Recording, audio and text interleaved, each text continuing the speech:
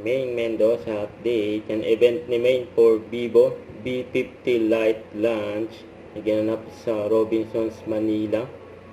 Ay nabangan sa dyan ng mga fans niya. Ay bagay kay Maine yung long hair. Oh.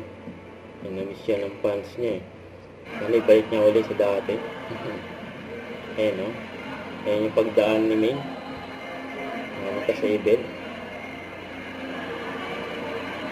Ayan si Maine.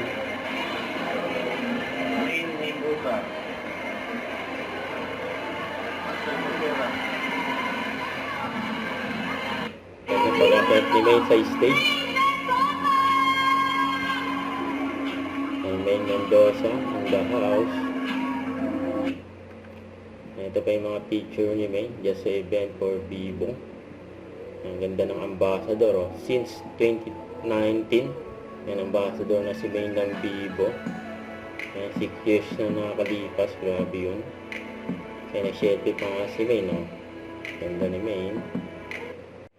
Don't forget to subscribe and click the notification bell for more update. This is Richard yung Action Vlog. Stay tuned for more videos.